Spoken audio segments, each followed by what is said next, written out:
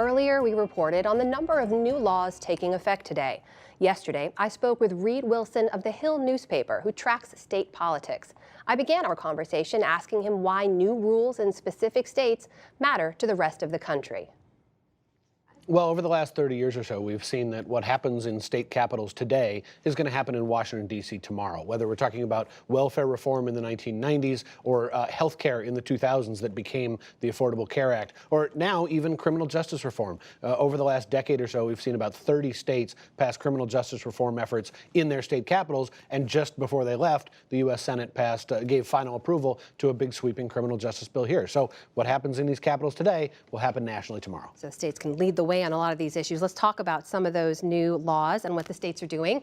Let's start with guns and gun control. What are you watching in the new year? So Democrats won a huge number of state legislative seats in this November's midterm election. They won a number of governorships in states where they already controlled state legislative chambers. And so what we're going to see is a number of states pushing gun control, gun safety laws, if you will, what they like to call red flag laws. That is, laws that would prevent somebody who represents a danger to themselves or somebody else from possessing a gun, allowing law enforcement to take those away. And we're going to see those in states like Colorado, New Mexico, states that have not had a willing Republican governor or Republican legislatures for a long time. Mm-hmm. We're going to see a pretty sweeping reform come out of New York, where Democrats have just regained control for the first time basically in modern history. And some of those changes coming about because the Democrats won those state legislatures. Talk to me about marijuana. What are some of the new laws coming on the books in 2019? So this is fascinating. Marijuana so far has become legal in a lot of states where citizens get to vote on ballot measures. Mm-hmm. State legislators don't want to be the ones who approve, new drugs being legal or something like that. But now, given that we're up to 10 states that have come online for recreational use, state legislatures are actually taking a look. And Vermont became the first state to pass its own form of legalization through the legislature, not through the citizens. A Republican governor signed that law. Now we're seeing governors in Democratic-controlled states like New Jersey, Illinois, and New York, and possibly even Rhode Island, all talking about legalizing themselves. They see how much money these other states are generating in tax revenue. They want a piece of that pie. So it's the economy that's driving some of the decisions there. More on the economy there. What are some of the other issues on the state level that you're watching? So there seems to be a bipartisan push lately to roll back some regulations on certain types of businesses or jobs. If you happen to want to become a beautician in a lot of states, you need hundreds of hours of training before you can get certified. Mm-hmm. That works in favor of the people who are already in the market, right? They're keeping out some competition. But a lot of state legislators on both the Democratic and Republican sides think that that's unfair. It's too high of a barrier for entry in a lot of jobs, especially as the U.S. economy becomes much more service-oriented. So I expect a lot of rollbacks over regulations and on business licensing in the next couple of years. You mentioned some of the big wins by Democrats and how that changes the state legislatures, changes their agendas and priorities.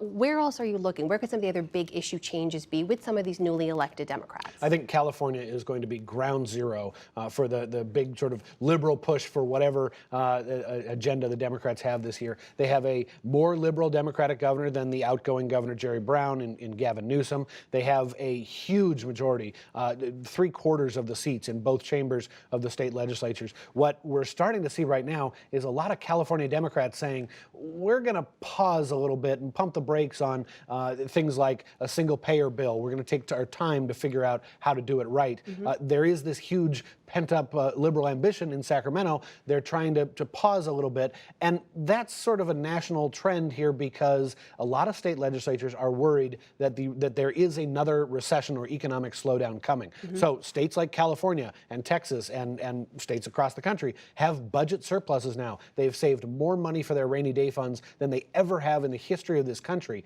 But they're worried that the next time is coming, and so everybody's being just a little bit cautious on spending on new programs. So they may be cautious, but what are some of those issues that they might touch on? You mentioned housing to my producer earlier. Housing is a huge crisis in a number of coastal states, big urban cores, places like San Francisco, Los Angeles, Seattle, New York. Homelessness is on the rise, and so states are now typically getting into the housing market. California is trying to address its where density can happen happen, where more growth can take place, because people are simply being priced out, and the homelessness is on the rise as a result. So a great part of your job is you get to track some of the sort of off-kilter new laws coming on the books too. What are some of those that you've seen? Well, as a parent of a toddler, I'm very happy that 2 states now will require men's rooms to have baby changing tables.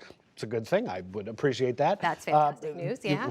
There are new sexual harassment policies coming online in California and Louisiana, 2 state capitals that were rocked by sexual assault and harassment allegations over the last few years. I expect that we're going to see more of the sort of Me Too movement happening in state legislative chambers across the country, because state capitals are really a place where there's not a lot of oversight of people's behavior, and therefore people have been behaving badly. So we're going to see more fallout on that. And then, funny enough, there is now a new state, again, California, which tends to lead the way on a lot of these things, that is not only, they're doing 2 interesting things. They are banning straws, plastic straws at restaurants, unless you ask for one, so your waiter would not hand you a plastic straw in the beginning. Okay. And they're also going to start treating pets like children when it comes to divorces. Explain that to me. So people will be able to debate custody in front of a judge over pets. This is now the 2nd state to do it. Illinois has already come online with this, but Illinois was the first. Illinois was the California's first. following Illinois. California is following Illinois. And now if anybody gets divorced, their pet is just as subject to custody hearings as their children. You are tracking it all at the Hill. Reed Wilson, thank you very much for being here. Thank you.